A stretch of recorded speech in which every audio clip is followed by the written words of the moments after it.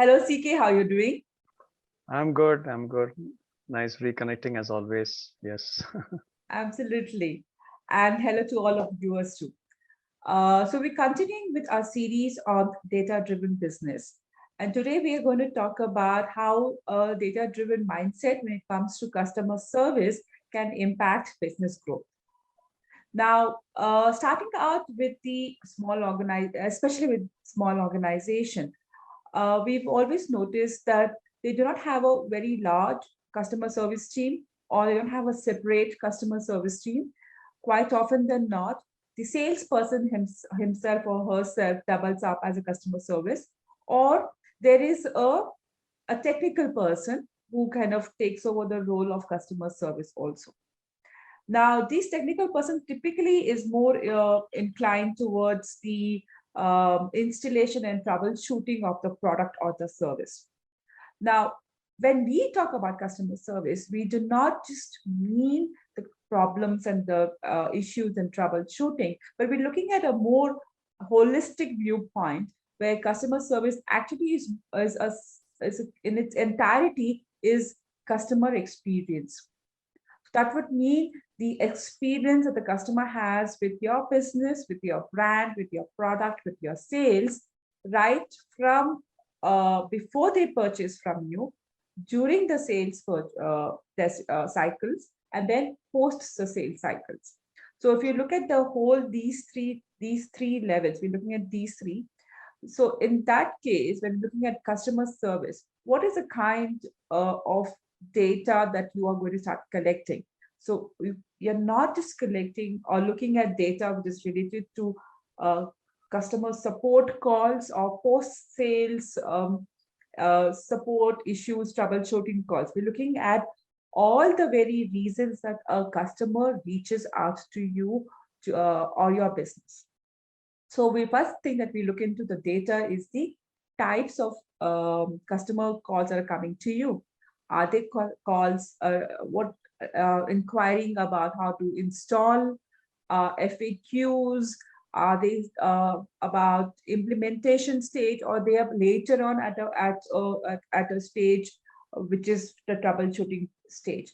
Is it related to delivery? Is it related to issues on delivery? When is it going to come? It's not reached. Packaging is a problem. Any of these things, we're looking at the entirety of the reasons for which the customers are reaching out to you. So when you break this down, you will realize that there are certain situations which can be easily managed by your organization. For example, if there are a lot of inquiries around how to install, there was an organization who did this research, and then they realized that, hey, we can actually solve this by just simply creating and unpacking the product or service video and making it available to the customer through an email during the onboarding stage itself. The number of calls that are coming for how to install the product or the software actually reduces drastically by this one simple example that you can do, right? So we are talking about how when we break up the data that's coming to us of the customer services, one of the ways to do is look at the types of support calls that are coming in, and then using that to improve on your business, right? CK, would you want to talk about some of the other areas in which the data can help the customer service or the customer experience division of an organization? Sure. I think, customer experience, like you mentioned, starts right from the beginning, right? It's about in terms of why would a customer or potential client even reach out to you in the first place is because they've seen something about you or they've heard something about you. Hmm. So the entire sales cycle starts with a potential client's perception about the company he's reaching out to. right? So that's a starting point. So how do you create those kind of impressions, and where are you doing well and where are you not doing well? So I think the data points could be around different facets, right? With some of the organizations, for instance, you know, there could be certain products or services which are giving a lot more issues, right? A Mm-hmm. lot more complaints that are coming in from some specific products, not from all, Mm-hmm. right? Then there could be issues with some certain geographies where the incidences are much higher and the number of complaints are coming are much higher. Now, quite often what happens, all this data is available in the company, but because there is no one dedicated focusing on customer experience, right? Many of these data points just get lost, and it's always a firefighting mode. You know, when the customer picks up the phone and escalates it, or sends a nasty mail or reaches out to the CEO, say, look, nobody is responding, then quick action is taken. But by Mm-hmm. then the damage is already done. Correct. So we used to always recommend that, look, database is something that has to be used, right? So if you know that a particular product is failing a lot, or a particular service is not as promised, or a particular geography or region is doing badly, understand why, right? What is the root cause for that? And that's the important point. Then only you can take some corrective action.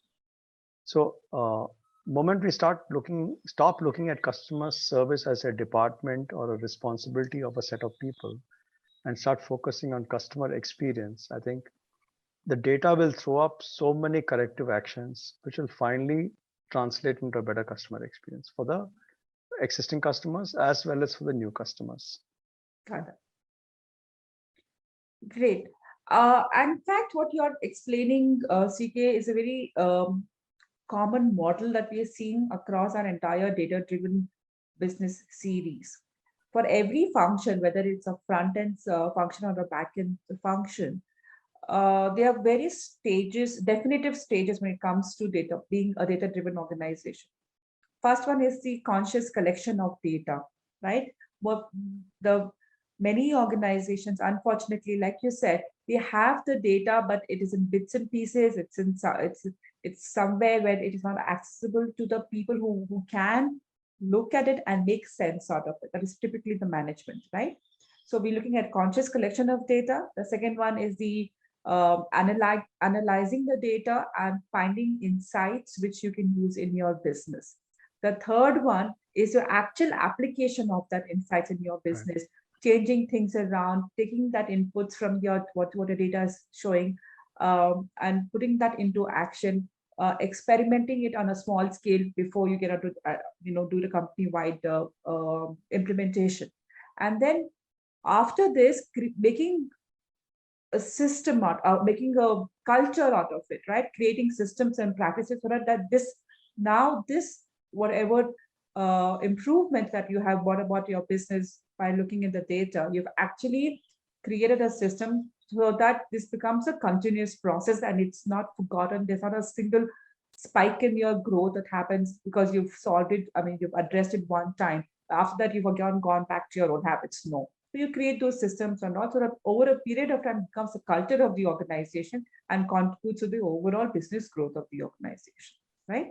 I think that's what you're sharing about. Yeah, so talking about culture, I think that's such an important point because, like I said, customer service is not a department. It is not the responsibility of two or three people, right? It's a culture which starts from the top, right? Mm. So I have two very uh, small examples. One is a retail outlet which was selling furnishings, and they started asking the customers, please rate your experience on Google, and they were getting generally fairly good feedbacks until they got one very bad feedback because of one customer having a very bad experience. And despite all the efforts, the customer was not willing to change their feedback. So we said, fine, sort it out. But because of that, it brought so much of focus at the owner's end that they went about ensuring that the next 100 customers all gave a very positive feedback because they had a very good experience. Today, the rating of that organization is 4.7 or 4.8, because of which they Nice. get a lot of extra inquiries, right? There was another B2B customer which was, always struggling to get client testimonials. Whenever I ask them for client testimonials, they say, no, we are asking, we've reached out, they're asking for feedback, we're not getting it. And to me, that gave me the feeling that customers are not happy, which is why they're not giving feedback.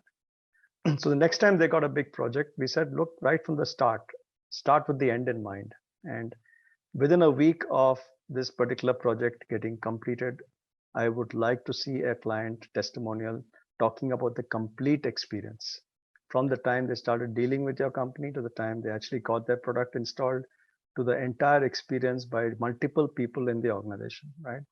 So suddenly what happened is it created a different culture because the entire team that was involved, right from pre-sales to sales to post-sales, all worked as a project team.